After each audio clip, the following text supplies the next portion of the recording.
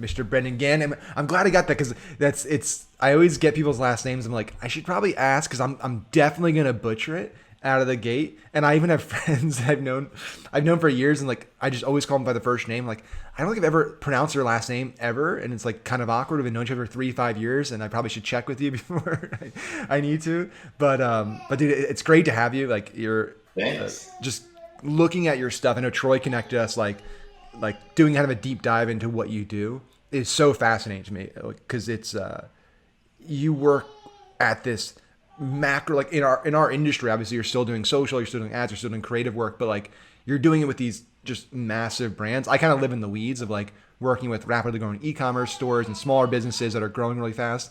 But like I went onto your website and I was like, this is like, oh, I own a product from them, I own a product from them. It's like it's just a who's who of brands. So I'm excited to talk to you today because I just have so many questions.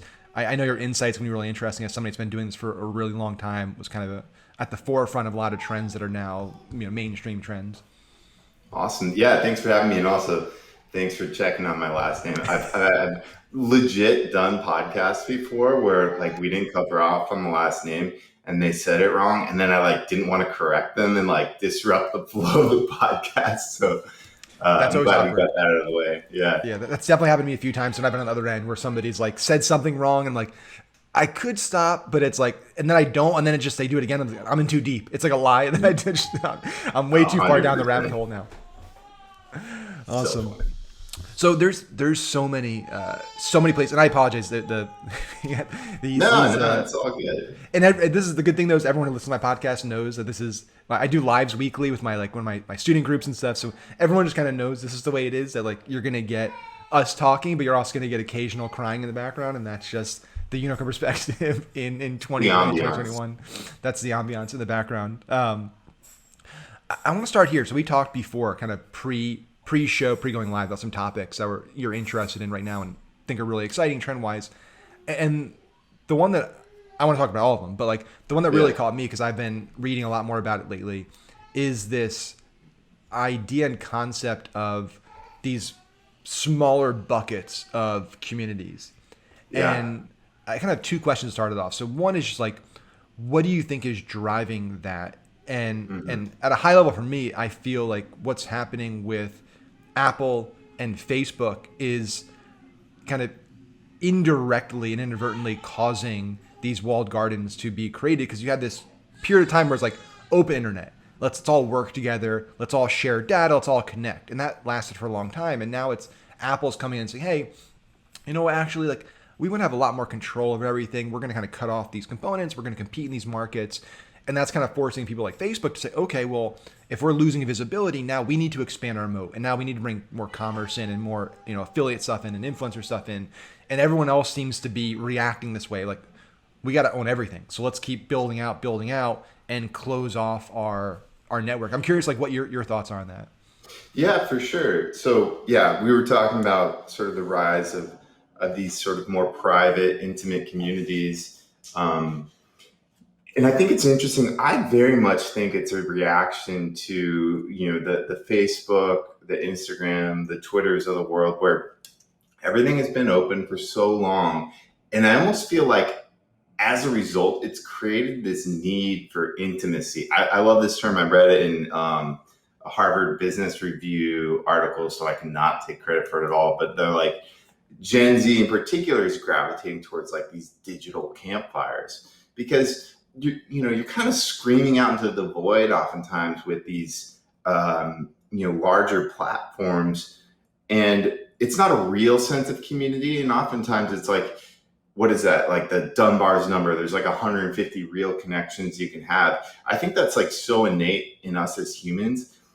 And we want that deeper sense of intimacy and like true shared interest, which is why we're seeing stuff like Discord explode in popularity. And then obviously like ripping off the sort of privacy side of things, Telegram and all that stuff, Signal, etc. But then even like WhatsApp groups and WeChat, etc. Like people are forming their private communities and not relying solely on these massive public networks. Yeah, it's interesting because it's this like these two conflicting goals that I feel like people have nowadays, where it's a lot of people want to have massive influence, right? Yeah, So you have this. There's been this has been reported numerously over the last few years, but like they ask kids in high school, middle school, what do you want to be when you grow up? And it's like the top three yeah, things are basically different levels of influencers, right? It's no longer like a doctor or an astronaut. So you have this generation that wants to be. I want to have Kardashian level and Jenner level followers, but on the user side, it's I don't want to be in these big bubbles anymore. I want to be in these small communities. And those two things kind of conflict, which is really interesting. So you have like what creators want and what users want, and they're kind of going in opposite directions. And then what advertisers want, they're like, well, okay, we're kind of got really good at the macro level stuff, the Facebooks and the Googles, but now it's like we got to fragment and figure out how to go after small groups, and these platforms need to build up their own app platforms. So it's this really weird world now where there's so many conflicting goals and objectives by all the parties involved. I'm curious how it's going to play out because of like who gets the priority, right, from the platform. 100%. And I almost feel like they feed, in a weird way, they sort of feed off of one another because like the like overwhelming influence of these massive platforms, I feel like to a certain extent has almost created that need for the smaller, more intimate networks because it's like whatever you can't have, you sort of want. But I think going forward, there's just going to be continued fragmentation and bundling and unbundling. That cycle is just going to continue to repeat because they all sort of serve different purposes. There's like, uh, you know, channels that are almost more like broadcast platforms. Like Instagram, in a lot of ways, is like, I want to push this message out into the world and like people to love me for it. And then there's like, whatever forums or private communities you're in where it's more about like, oh, I want to catch up with my buddies or I want to kind of just swap stories and what's going on. And it's more kind of community oriented. And so if you think about it in like day-to-day life, you can kind of see where there's like a role for each of those for most people. Yeah, I guess where do you think?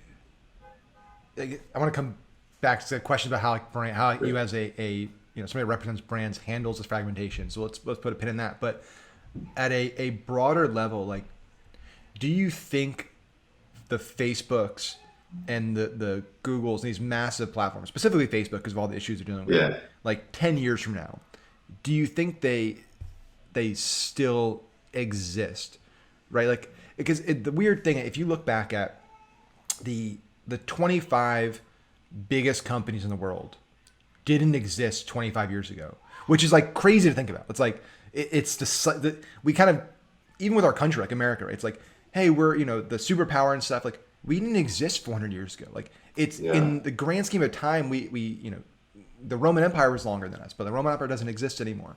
And so there's this belief that because these companies are so big, that they're just going to be here forever. And history says, probably not the case. So I'm curious, like with everything going on right now, Facebook is they've been dealing with pretty much every mistake you can think of when it comes to PR, and Apple's made every good decision. Like it's just been examples of what to do PR wise and what not to do PR wise, and I'm curious, like if Facebook is able to copy their way out of this hole they're in, which is what they've done. They either try to acquire or they copy. And they just launched their live kind of their Clubhouse, copy the other day. They're just trying to Yeah. look at here's where people are.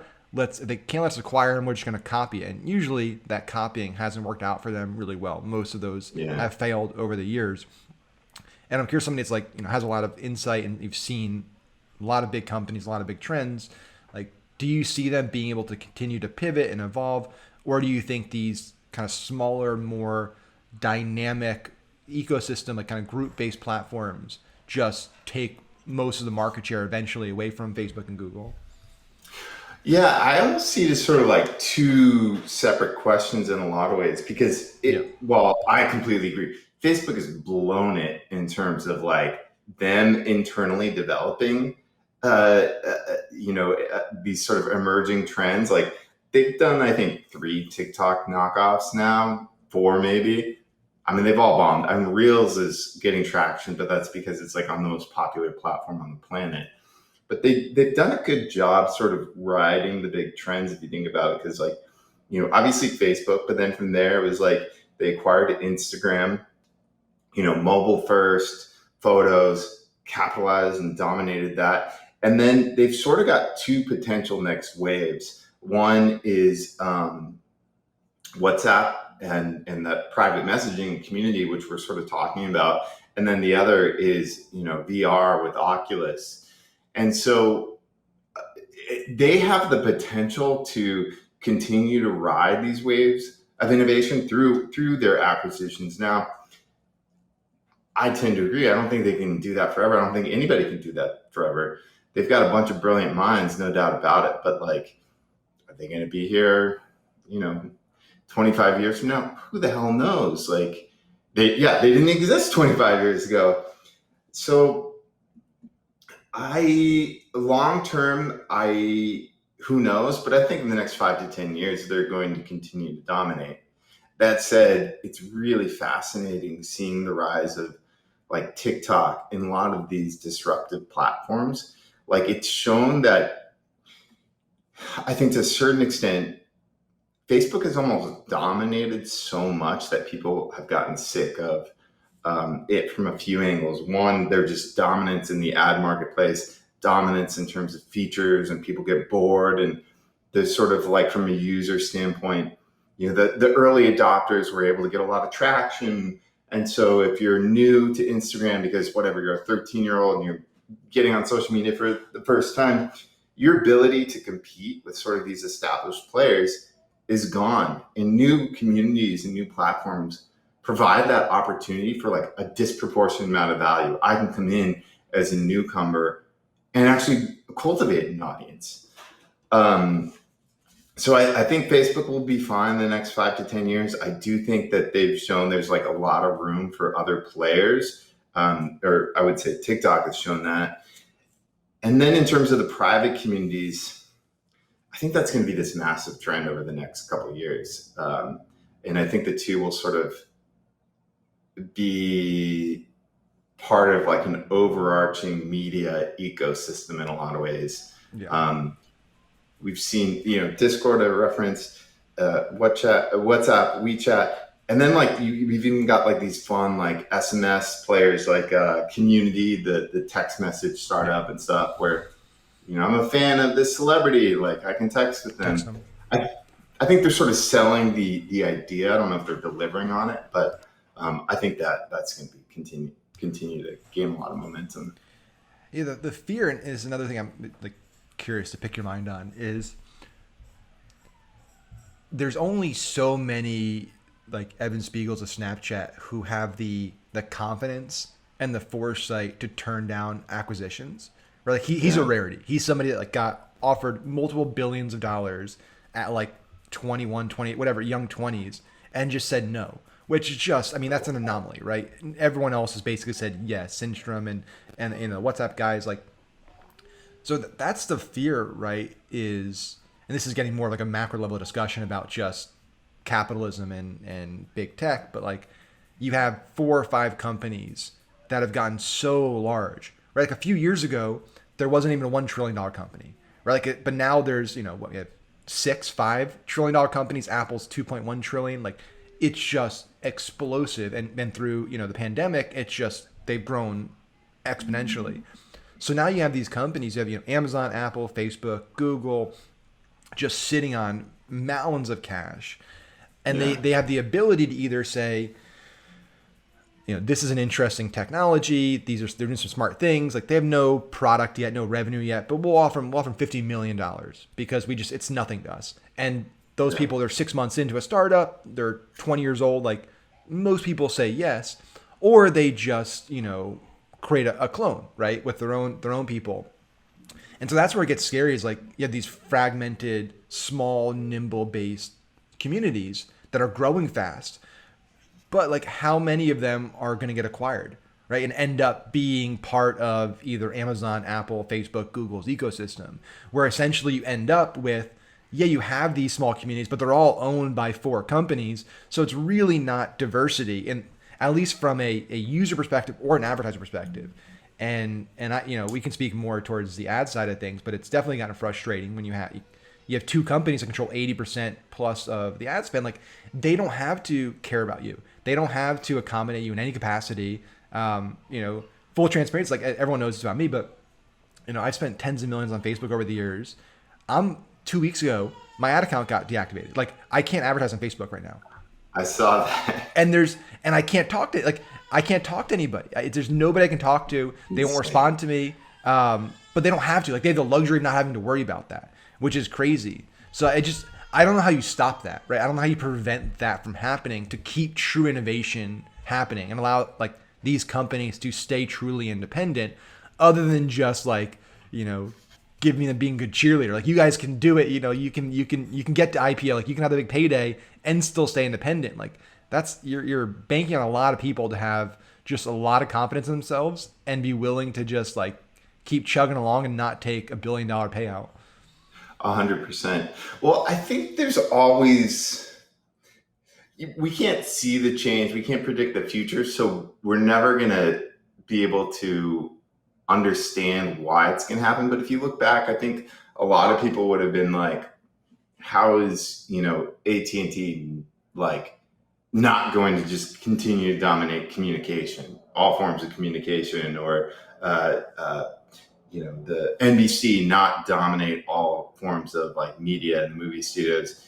And I hate this term because it gets thrown around, but there's like a paradigm shift. And like with the advent of the internet, they sort of created this like knowledge gap that allowed these companies to kind of swoop in and, another buzzword, but disrupt kind of the norm. And you're sort of seeing glimpses of that now. Like, who's to say that like the next generation of community or platform could even be acquired? We're seeing stuff like BitClout, which is like all decentralized and built on the blockchain, and all the hot buzzwords. Who knows if they're going to stick around, but you can sort of see conceptually how maybe like a new form of community owned by, rather than like individuals or shareholders, is instead owned by the community participants. In which case, what happens there? I think the dynamic can be much more focused on like passion over profit. So you can sort of see where there might be workarounds. I have no idea if that's it, but I sort of have to believe that there's potential, and it's just grounded in, it's honestly just not, it's not necessarily a particularly rational thought, because to your point, these companies have gobs of money, more than countries. Like, it's almost like, how can they not just dominate? But big organizations, generally your biggest strength is your biggest weakness. And if your biggest strength is money, then you possibly lack passion and commitment and all these other things that other people sort of make up for because of a lack of money. Yeah, I agree. I think that's when you're that big, it becomes really difficult to move quickly, right? So that is one of the big disadvantages, is that, and probably one of the ways that that path could come to be, is that there's just a brilliant individual or group of individuals that have some groundbreaking new technology that creates a new platform, a new technology that we haven't even seen before, like just like the internet, social media, blockchain, and they're able to deploy it, scale it, and move so fast that the big guys can't do it fast enough, and they turn down acquisition, and then they create kind of this foothold in that. Like that's definitely a possibility. And it's happened plenty of times, like you talked about. I mean, just it's happened with the big utilities. It's happened with legacy media. So there's precedent to it.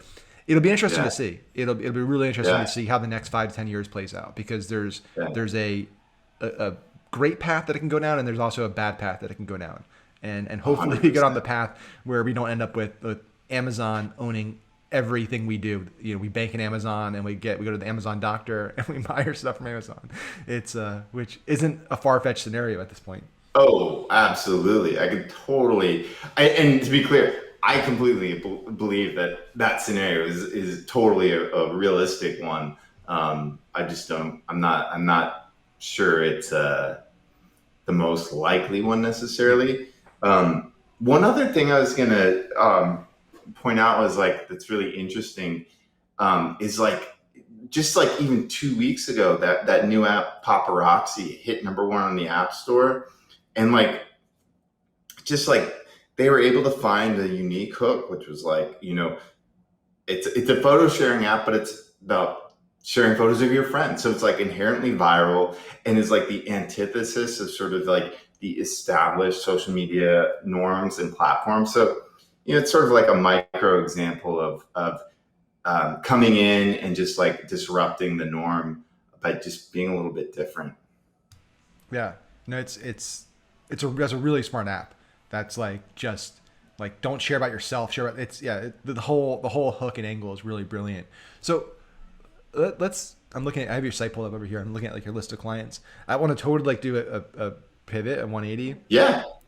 So, back when we had our agency with Kevin for a few years, Quantum, we worked with some really big brands, and so one of them was 3M, which was really cool. I have whole stories there, but like that company doesn't get enough credit for just how much they've shaped everything we do today in terms of all the technology they've invented. Oh my Like they're gosh, yeah. they're boring, but they all this stuff that they invented like is fundamental to all this cool stuff that we have. And like we got to fly up there and we went to the innovation center, and it was like it was like Tony Stark's lab. They have like a part of this massive like science fair, and each one is for one of their business divisions, and it's showcasing one of their cool technologies in a fun way. It was like a playground, and we were up there by ourselves. It was like a few of us in there. But one of the things that was challenging was we have lots of ideas, and in our world, in kind of the marketing world, it's fast. It requires being nimble. It requires testing. It requires the ability to pivot and change quickly. And the bigger our clients got in terms of just headcount, in terms of the budgets, the harder it got to do that, and our results suffered. So when I look at your list of clients, obviously you have a ton of like super innovative companies that probably understand that, but they also are public companies. They have shareholders. They might understand it, but they have legal, they have finance, they have all these layers you got to go through for things. So I'm curious, like, how do you navigate that? How do you stay super creative? How do you, create all these campaigns that win awards and all this stuff, but like do it with those constraints around you? Yeah, yeah, for sure. I mean, I think there's a lot of different variables that sort of go into it. I think one, it's funny, I was having like part of this conversation with a buddy the other day, but I think part of it is recognizing that because these organizations aren't moving fast, it's like, I think the default mode of thinking is like, oh, they're stupid, they don't get it. But they're public companies, there's billions or trillions of dollars at stake. They don't want to get pulled into a lawsuit or just make some stupid mistake that like, they're all over the headlines and their stock price goes down. There's sort of like these small things can have ripple effects that are pretty massive. So stuff like legal and procurement, they're in place for a reason. It's to protect what they've already built. So I think acknowledging that and sort of recognizing that these are smart people, and they have a specific set of skill sets and interests that they need to protect. And they're not just like, oh, we got to do all the fun stuff. It's not because they're stupid, it's because they're smart. So I think that's an element of it. But then, ultimately, a lot of it is just building trust with the client, building rapport so that they know where you're coming from, and setting expectations. You never want to be like the group to overpromise, underdeliver. I think with a lot of the brands that we work with, we try and sort of create these test and learn moments that are palatable. Like, we're not going to put $1 million on the line for some like unknown platform that, has no track record, has never worked with a brand before. But we've done a lot of like first ever blank with different platforms and partners. And generally the way to structure those sorts of deals is set it up as a win-win. And like, oftentimes like an emerging platform, they don't have any case studies. They're looking for like a couple brand logos to put on their website and some case studies so they can start taking sales meetings and generate ad revenue. So approaching them and structuring something like, hey, we'll do a little test and learn, like maybe we throw you a little bit of money or you do a free, whatever it is, and then you take it to the client and be like, this is like low risk, high reward potential. Let's give it a whirl. And I think that's where you're able to sort of push the innovation, is being really strategic about it. And, having your foundation in place, the like 80-90% that is working, and just continue to optimize that. And then that like 10%, we're going to experiment and we're going to generate learnings, and they're going to be like low risk, high reward potential. Yeah, I love that. It was always a challenge for us. I'm curious how you handle this with like budgeting. If you're doing like the creative stuff, like my first company, we were a micro award platform. So we let brand. This is early 2010. So we were kind of too ahead of the curve. Like we just missed it. But let brands reward basically the customers and users with cash, gift cards, different things for different social actions, taking photos, sharing something on social, like whatever it might be. And we were always fighting for that kind of experimental budget. So we'd go like Brown Forman, these big companies, like, okay, well, 95% of our budget's already allocated for the year, and that's all our traditional stuff, our TV buys, our mail, our print, our digital. We have 5%, and that's for like, we just put in like all kinds of experimental stuff.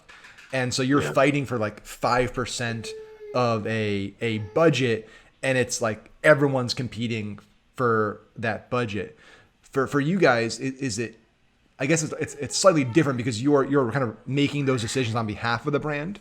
Is that kind of how it works? So you're looking at those technologies and you're like deciding, hey, you guys have 2% of your budget for this stuff. Like we think this is a platform that's worth throwing some cash into.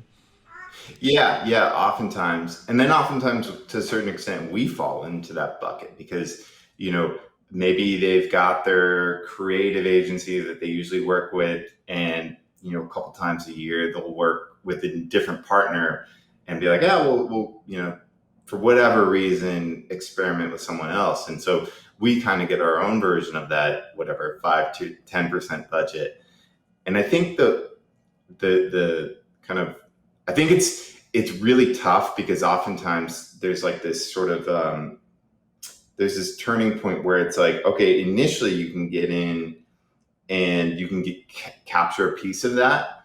And then let's say the next year or the next opportunity, it's sort of like, okay, you're no longer this shiny object. Like they've experimented with you, been there, done that. So how do you then transition from either like to a bigger player? That's always the really hard part, because it's not often, if you're playing with that experimental budget, you're just going to keep sort of coming back to the same partners. That kind of defeats the purpose. So, on that side of things, I think it's always about trying to add value and a very different perspective and point of view, and just over delivering, which is hard in a service-based business. Yeah, it's really hard.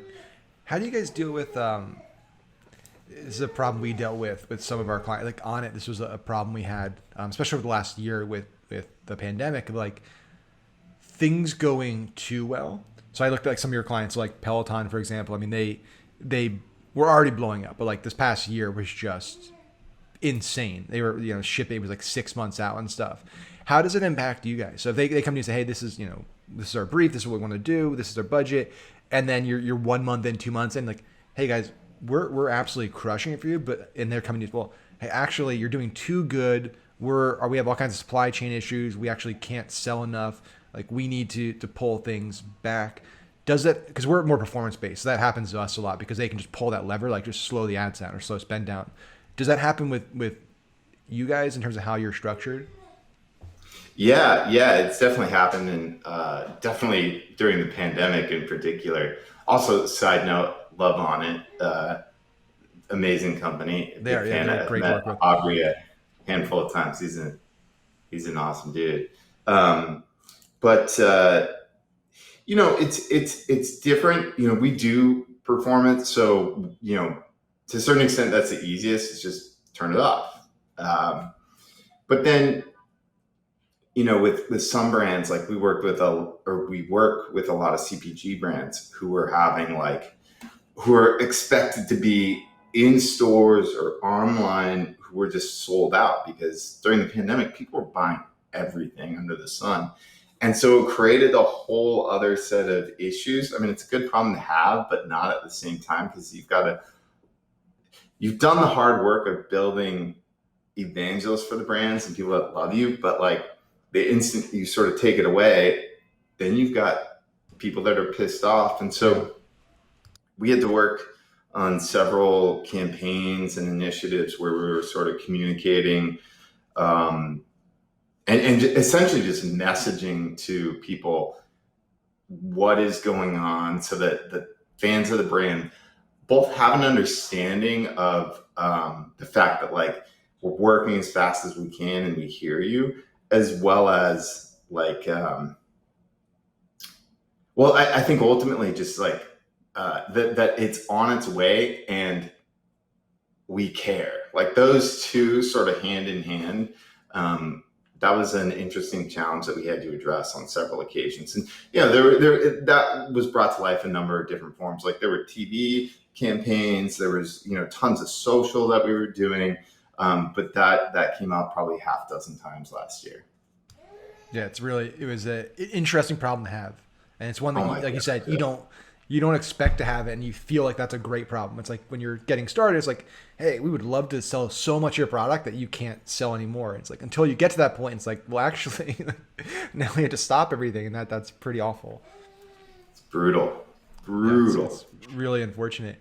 Are there like brands that you are working with, and because I see like your client list and stuff, and I see some fall in this bucket that were like, because of the last year, just got shut down basically completely, and now are just like ramping up. So I know there's a lot of like hospitality, travel, those types of brands. Like how are you navigating that just massive spike and volatility in demand? Because all the other ones, like a lot of the CPG companies, have just kind of been steadily or even exponentially up, but it didn't like go right down, up, right down. Yeah. Then there's these brands that just basically went to almost zero overnight, and then now the last few months have just absolutely exploded in growth again. Yeah, it's an interesting set of challenges there too, because oftentimes, like, without getting into the details around specific clients, with like travel and anything involving in person, there's almost like first phase is really all about like education around safety, because people are like, I mean, it's changing day by day, but initially it was like, people are like, I want to do this, I want to travel, I just need a little bit of reassurance it's all going to be okay. So it was like a lot of that initially, sort of softening the beachhead, a lot of education and transparency. And then it's almost like with some brands, it was like segmented out by demographic and ages because of the rollout of the vaccine. So like one of the brands was rolled out like a boomer focused initiative, like encouraging boomers specifically to travel because they were going to be among the first to be vaccinated. And so there's a lot of like audience segmentation going on right now. But really any of that in-person travel stuff in particular, the overarching narrative is like reassurance and education. Are there any I bring this up because I had an interesting conversation with a rep from TikTok yesterday. And he was basically, he just gotten off he said it was a very heated call with the milk lobby. So like the people that run milk essentially. Oh, And wow. he said they're struggling because they are, like people are kind of realizing like milk actually isn't as good for you as the people told you, and it's really bad for the environment. And there's all these hot brands like Oatly and stuff that are just blown up, and so they want to have this like they want to bring back like Got Milk, and they're like, that was a great campaign a long time ago, but it's probably not going to resonate anymore. We need to think of something different. So I'm curious but obviously it's a big account for them, so they're not going to just say like, well, we don't want to take your money and just you can go find somewhere else to advertise. with what you guys do, are there certain brands that come to you where it's like, or just lobbies, whatever groups, it's like this is an iconic brand or iconic group or a great group to work with, and they have the money and the cash, but like it's really challenging. I don't know how we're gonna handle this. Do you guys like take those on? Do you pass on stuff? Do you say no to a lot of stuff? We say no to a lot of stuff. I think so there's definitely like the moral aspect of things. Like we'll say no to certain brands, tobacco, that type of thing. We turned down a lot of money over the years, like no joke, like a lot of money. Some things where it was just going to fall into our lap even. So we turned down a lot of things, but generally it's less because it's like it's a challenge and more because we don't believe in it. I do think there is something to these brands that are almost like discounted and people write them off. Oftentimes those are like the biggest creative opportunities because you can sort of like reinvent it and redefine it. If a brand's going really, really well, oftentimes, and it's going to vary, but oftentimes you're sort of maintaining a certain level of momentum and status quo. So if a brand's hurting, you've got the opportunity to revitalize it. No, it's freaking hard. There's a reason it's hurting. So, but it's a really fun, creative, and strategic challenge. Yeah, that's a great point. It's like I feel like it's almost better sometimes to take on a client like that because there's a lot more upside. Like there's only so much further down you can go. Whereas if you're taking Yeah, on like a really hot brand, your expectations are super high, right? They're already growing really super rapidly, high. so you need to knock it out of the park to even just kind of meet their benchmark of what they're looking for. Yeah, and people are scared because if you're like a hot brand and things are just going up and to the right, the inclination is let's just keep doing Yeah. what's working. And there's a lot of validity to that, but that doesn't necessarily make it the most exciting thing to work on. No, like it definitely gets boring. So in that vein, are there product categories? Like, so two questions. One, are there product categories that you just kind of get bored of working on, and then there are the product categories that you're seeing coming to you that you're really excited about. And the reason I asked to preface that is like you go into the liquor store, right? And there's like 1,000 vodka brands, right? And there's Yeah, like 1,000 energy. There's certain like categories that have just attracted everybody. It's like every celebrity needs to have this type of brand, and I feel like they all, a lot of them probably raise a lot of money, and they're going to guys like you, like blow us up. Like we have The Rock, or we have Jay-Z, or we have whoever as our ambassador. Like we need to be the next, the next big liquor brand or the next big energy drink. So I bet you get a lot of those, and I'm sure probably you say no to a decent amount because you're just like, we have four of these already. We don't need another one. yeah, yeah. It's funny actually. We're in conversations with a really, really big one right now, which is really interesting.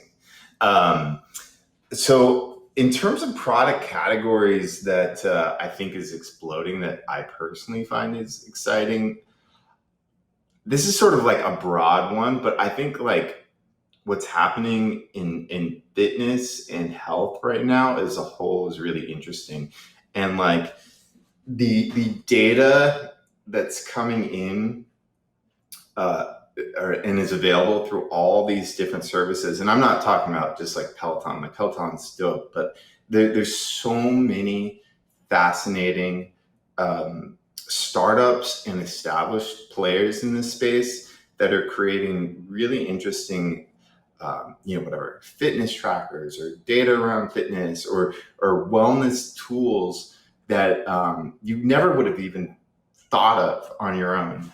So I personally think that stuff is sort of just exciting because me personally, I geek out on it. Like I've got the Whoop, I've got an Apple Watch. I just started this thing like a glucose monitor tracker. Like I just geek out on all of it because I think like understanding your body is fascinating. And I think uh, that's an area that I definitely see with a lot of the conversations, the new business conversations we've been having. seems to be exploding. I mean, and you probably experienced it to a certain extent with On It. I know, well, they weren't necessarily the tech side, just fitness in general. And I apologize. There was a first part of that question that So I yeah, didn't address. the other part of it was categories that are kind of just like there's too much. Like you're just seeing there's way too. It's everyone's launching in it, and it's like been there, done that. There's only so much innovation. That, the kind of the creative juices are gone, right, to an extent. Yeah. Oh, that's interesting. Um, I mean, this is less from my like the agency experience, but more just my personal observations. Is like I think what you just said. It's like the celebrity tequila. Like how many celebrity tequilas can there be? The hard seltzer. How many hard seltzers can there Yep, be? that's another It's big like one. Yep. it's insane right now. Like every single day I feel like find out about a new one. So I think those two jump out as sort of like it's going to get whittled down to a handful of players over the next couple of years. And those are probably the two that sort of jump out. I'll try and keep thinking about it and circle back Yeah, though. no, those are two really big ones. So we can keep brainstorming if you have other ones. We can circle back or just interrupt me. The fascinates me with because I was on your site and I was looking at in the I just have a monitor pulled up over here like under Yeah. the kind of about section your four different offices which they all look absolutely amazing like really cool looking spots They're and pretty then the cool. team looks really I don't know how big you guys are but it looks really large comparatively to our world right so obviously it's not you're not like thousands of people but still like a large a large team you Yeah, know I think we're like 175. okay It's a little under 200, so 175 ish. so 175 to 200 and when we did quantum like we did the kind of more full service route at least on the digital side and we Yeah. grew like we did we had two offices we were growing over not even close to where you guys are but like maybe 30 people or so and it's a grind of a business to scale, right? Compared to I've done multiple different companies in different industries, and out of all of them, like that agency service model is just one of the toughest because you get into this position, and I'm sure you were in this position maybe getting started out, not maybe not so much now because of your clout and everything, but where you started to grow and you're bringing on more and more people because you manage more accounts, your overhead is going up, and up. And then you maybe lose a big account and you get to a point where you're like, now we got to say yes to more smaller accounts that we're really not excited about that are kind of a pain in the ass because the people that pay you the least usually are the ones that want the most attention. Like 3M, they called us like once a month. They were like, how's things going? Okay. Yeah. Um, and then you kind of get into this vicious cycle where now you got to hire more people because you have higher volume. And so for us, it was always just this challenge. That's why when we started Unicorn, we were like, okay, if we do stuff, it's going to be for a small number, performance based. Just we're going to focus just on ads, scale a few, and that's it. So I'm curious, like, just I know it's a big, broad question, but just that experience of growing a company that has four offices, close to 200 employees, you're running some monster accounts, like what that was like, and then also just on the back of that, like what the long term path is for a business like yours in terms of a potential exit, in terms of like just where it ends up, right? Yeah. Yeah. Ooh, yeah, that's meaty. So, It's a lot of stuff there. I know. I mean, I got to be honest. Like, the being a service business that scales is, yeah, like you said, it's brutal. There's no way around it. It's really hard. I think we're fortunate in that, like, so Mechanism has been around for I don't know, 15 years or so, and so that growth has been pretty consistent, slow and steady, and I think that helps sort of establish um, a lot of the cultural norms and the shorthand. It's not like it went from 5 to 175 in 12 months. So you've got the benefit of people who've been there a long time. Our retention is pretty high for an ad agency, and the culture is really strong. So there's a lot of kind of informal education that sort of gets communicated and passed on. But as we've scaled, the processes part has been a real challenge, and we're always sort of trying to iterate on it and make it better. To address this sort of new business process and avoiding that cycle that you talked about, like, we talked about how bigger businesses, they move slower, and that can be like frustrating. For us, our new business process now, in terms of like just deciding what we take on, has become very rigorous. So it's like we really take into account sort of like, is this even like big enough that it validates like the amount of time and resources that we're going to put into it? Is it a creative opportunity? Is it something that's going to help retention because people want to work on it? Like, we're approaching it from so many different angles, and have a leadership team that gets in a room together once or twice a week, depending on how much new business we're vetting, and align like, yes, we're going to do this, and here's exactly the reason why. And it's not all financial. It's like taking into account a lot of these other qualitative metrics, because we want people that are excited about working with us, and I think we want to work with a certain type of client. So the best way to do that is to, if we want to attract a certain type of client, work with clients like that are already sort of in front of us. So that's sort of generally how we try and avoid that process or that pitfall, because it very much is this kind of like cycle you can get all caught up in. Yeah, and then what's the kind of long? So 15 years, give or take, Yeah. that you've been running it. I mean, it seems like, just at a outsider view of like the large agency, there's the getting kind of acquired by. Well, there's three paths. It seems like you just keep growing it, and just you just grow it and you make more money, and that's great. There's the acquisition by a much larger kind of Madison Avenue type agency, or there's the kind of going public route.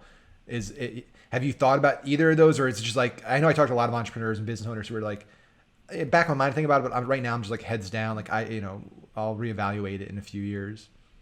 Yeah, for sure. So in some context, so I started working in Mechanism originally maybe 15 years ago, and then like as a very junior role, they had just sort of had some success, and then maybe 14 years ago, they'd been around for a little bit. I worked there 6 years, left, joined a startup, and then I started my own influencer agency, which I sold to Mechanism. And so I've been back with Mechanism about like 5.5 years. And there's 4 original partners, and they added 4 more partners, me being one of them, maybe a year and a half, 2 years ago. So in terms of it basically, long story short, it's not entirely up to me Yeah, of to course. sort of Yeah. decide like the vision of things. But I will say, like, nobody is thinking about selling or really prioritizing that. I think it's an organization that really prides itself on its independence and fearlessness, and because we're independent, we're able to like do things which on paper don't make sense at all. Like, we do 10% of our work is on cause related marketing and that type of thing, and we can take on accounts which are fun strategic opportunities or just for a good cause because we want to, and not because it's all about the bottom line and there's a healthy business in place. So I mean, it's funny because I don't picture anyone being like, yeah, let's sell it. But at the same time, yeah, 10, 15, 20 years from now, Who knows? Right now, it's just, yeah, it's heads down, having fun, building the business, and sort of working in an environment that we all like genuinely enjoy. Yeah, that's cool to have that opportunity to keep things entrepreneurial and keep people that are. Cause I found that's always a challenge when you're running a company is you want to hire smart, ambitious, driven people, but at the same time, those people usually like to eventually go out and do their own thing, right? So it's this fine line of saying like, hey, we want you to be super independent, super innovative, do all these things for the growth of the company, but like don't be innovative or kind of free spirited enough to go and think about starting your own Yeah. company. And then you end up in this world where you're like Google, where my cousin he's an engineer, went to Cal Poly, worked at Google right out of college. He interned there, did the whole thing. This is 10 years ago. And then went to a startup. And within like 3 months, that startup got acquired by Google, and he's back at Google. It's just like Oh my this gosh, that's cycle, and it wild. happens a lot of these big companies where it's like the people leave, they go to a startup, the startup gets acquired by the company that they just left. So like, how do you guys balance that of like having especially for what you do, you need to have these like really go-getting, free-spirited, creative people, but like keep them aligned with the big company vision and growth. It's a challenge, and I think it's gotten harder in the last few years because at least my feeling is people have gotten much more entrepreneurial and like the rise of the side hustle and all that. And I think we've sort of embraced that people have their own identities outside of work. And I think I would like to think we generally sort of encourage that, so long as it's not getting in the way of the work. Like who cares? So I think there's that element, and then I think the other element is really building something that people want to be a part of, and that's where those sort of tough decisions around, saying no to clients because maybe there's a lot of money, but like, who's going to want to come in every day and work on it? Like, and that's a hard decision to make. It's really hard. You got to think about the like longevity of the business and like people's happiness. And if you've got accounts where it's like cool brands, cool clients, like people are excited to work on it and people want to come into the office and people want to stick around. So I think on our end, being really rigorous with the type of organizations we work with, and then at the same time fostering like a fun environment that people want to be a part of and that culture. Those are probably the two core pillars. Yeah, I love it. So this is always I can always tell when I have good people on, especially somebody I haven't talked to before, because like I the time goes by super fast, which is always like a really good thing. There's sometimes where I'm talking to people and it's like I'm 7 minutes in and I'm looking at the clock and I'm glad. because some I mean it's unfortunately some people it's just like give one word answers, and you can tell right out of the gates. Like I'm going to ask like 120 questions in this interview, and it's going to be exhausting. But anyway, the point of that is I just like looked up. It's like, crap, he's been with me for over an hour, and I want to be respectful of his time. Maybe we'll do another one or something because there's so many other topics that we can chat about, and your insight's really interesting. But before hopping off, is there anything that like somebody listening, if they wanted to, you know, learn more about you personally, like potentially work with you guys. We have some people on here that might run, businesses that are growing really fast that potentially could, be a good fit in, maybe now or, a year or 2 years down the road. Like what's the best place for people to go learn more? Anything you want to plug? We'll go in the plug zone right now. Yeah. All right. Plug zone. So in terms of Mechanism, the agency that I'm a partner at, uh, it's just Mechanism with the K, Mekanism.com. In terms of me personally, I'm everywhere, whatever your platform of choice is, at Brendan Gahan, BrendanGahan. I post a lot on LinkedIn and TikTok. I've got a blog that I do a pretty decent job maintaining, and a newsletter and stuff. So I think depending on if your interests are more you got a big brand, you want to work with Mekanism, visit the site. If you are just interested in sort of social strategy, um, visit any of my personal profiles, and I'll be there. I love it, man. Well, it was great having you on. I'm glad Troy connected us because this was just a great conversation, really insightful for me. And I know everyone listening is going to get a ton of value out of it. So we'll definitely schedule another time, maybe in the That'd be next few dope. months to come back on and just take another deep dive. Awesome. Thanks for having me. This was a blast. It was cool to sort of cover a broad spectrum of topics. That's the goal. Well, appreciate it, man. And as always, guys, we'll see you next week on the next episode. Thanks, everyone. Peace.